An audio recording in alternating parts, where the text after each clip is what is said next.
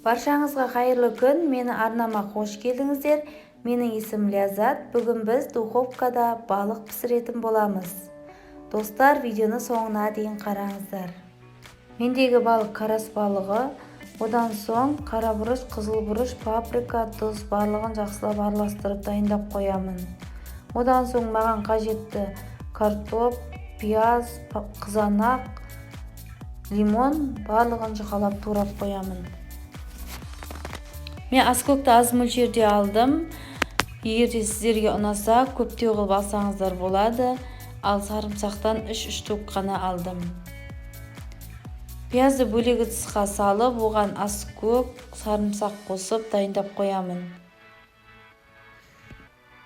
Одан соң картопқа да аздап сарымсақ қосамын. Карас балығы өте дәмді балық, және де ол қымбат та балық емес, арзан тұрады. Сондықтан осы балықтан жасап көрсеңіздер болады. Достар, менің каналыма тіркеліп, лайк басып, пікір жазуды ұмытпаңыздар.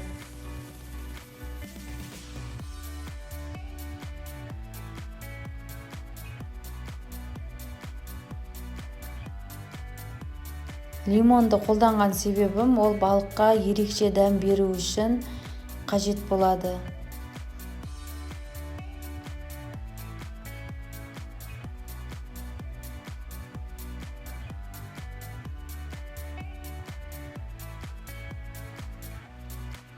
Достар, сіздерде осындай балықты дайындап көріңіздер.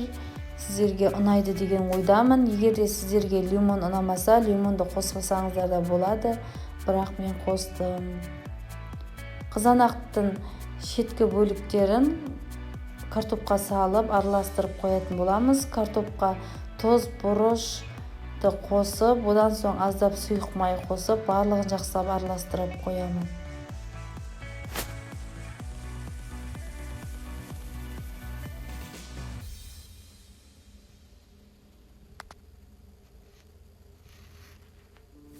Балықтың құрамында А витамині бар, сондықтан денсаулыққа өте пайдалы болып келеді. Балықтың арқа бөлігін осылайша жіңішкелеп кесіп алатын боламын. Себебі арасына лимон, картоп, қызанақ салып көрнекілеп пісіреміз.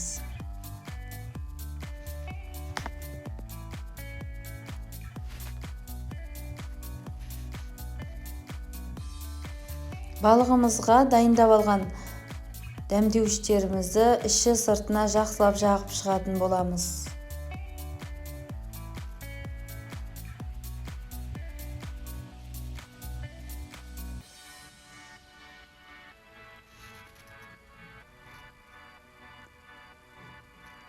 Барлығын жағып болғаннан кейін 20 минутқа қойып қоямыз.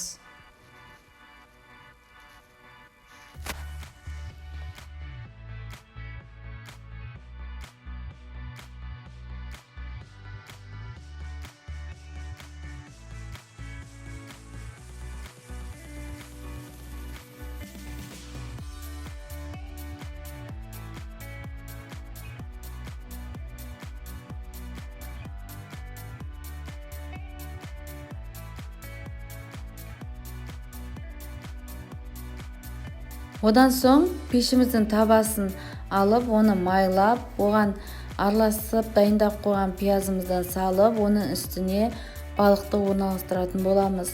Балықтың жан-жағына араластырып дайындап қойған картоптан салып шығамыз.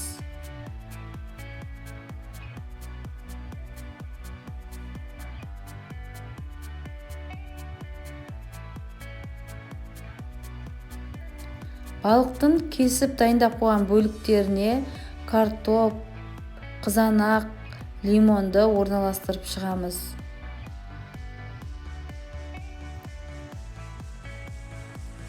Қараңыздаршы достар, жасалуы өте оңай болып келетін осындай балықты пісіру жолын сіздер де үйде дайындап көріңіздер, жақсы болып шығады деген ойдамын.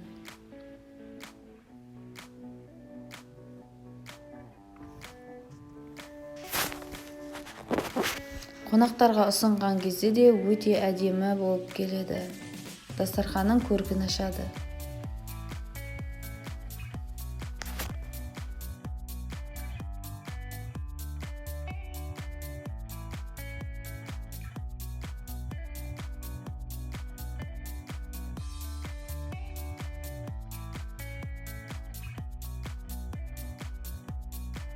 Барлығын әсемдеп орналастырып алғаннан кейін балығымыздың бетіне пияз саламыз.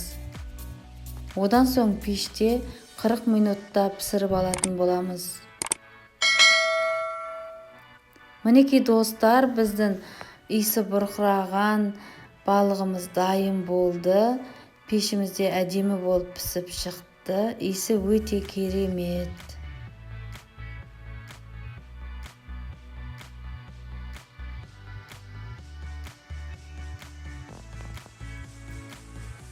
Картоғын бөлек тәрлікеге салдым. Бірге салсаңыздар да болады. Ас болсын.